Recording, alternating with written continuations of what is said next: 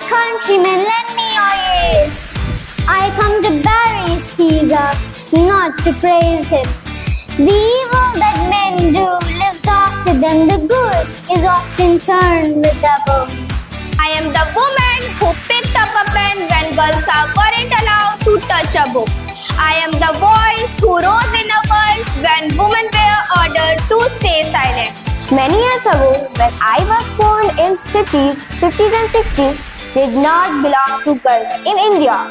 They belong to boys. They belong to boys who would join business and inherit business from parents. And girls would be dolled up to get married. In our education, there are three systems: primary education, secondary education, and higher education. I am not much concerned for the secondary education and the higher education, but our primary education is not so good. So let it be with Caesar. The noble Brutus had told you Caesar was ambitious. I was born into a family where neither wealth nor privilege existed, but I was born with fire in my soul. My family, in my city, and almost in the country was unique. Education should bring creativity to them. That means the teacher should be creative, the classroom should be creative. Ladies and gentlemen, I am Colonel Sofia Qureshi. Today I will brief you on Operation Sindoor, which was executed by Indian Armed Force between 1:05 am and 1:30 am on the night of the May 6 to 7, 2025. My dear friends, greeting to all of you from Narendra Modi. Today I am going to give my Man Ki Baat on Operation Sindoor. Sometimes life will feel like a fight. The punches, jabs, and hooks will come in the form of challenges, obstacles, and failures. Yet if you stay in the ring and learn from those previous fights, at the end of each round, you will remain still standing. Mr. President and Mrs. Regan, to me, every journey is an adventure. And I can say that this one is an adventure in search of understanding and friendship. Operation Sindoor was launched by Indian Armed Forces to deliver justice to the victim of Pahalgam terror attack and their families. I would like to thank all the Indian Forces of India and thanks to our intelligence agencies and our scientists. Our brave soldiers displayed immense courage to achieve the objective goal, Operation Sindoor. Who was your most toughest opponent? Most often, our most toughest opponent is ourselves. It is difficult to imagine two nations more different than ours.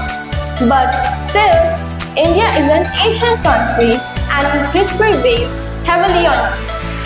I stand here before you not as a foreigner, but as a lady who cherishes India as her home, her success, her mission, and her love. Picture this, you are the MRT, you are strolling through your home, and then you take notice of this lady walking to the cabin saying hello, hello, hello to everybody, but no eye contact made.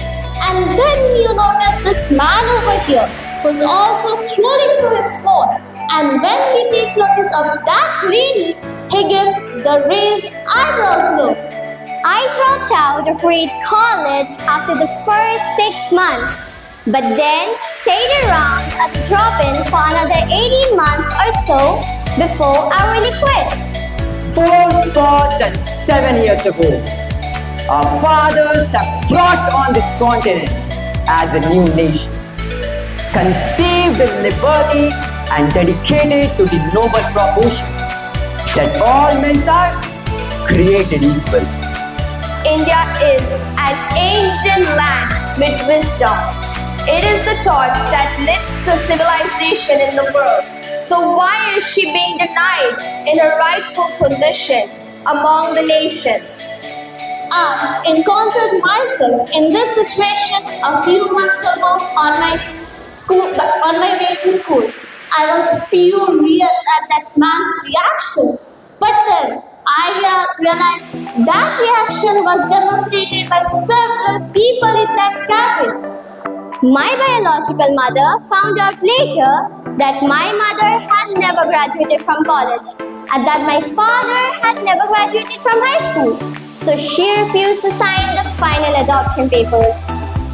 Now, we are engaged in a great civil war, testing whether that nation or any nation so conceived and so dedicated can long endure. We are met here on a great battlefield of that war. We have dedicated a portion of it as a final resting place for those who gave their lives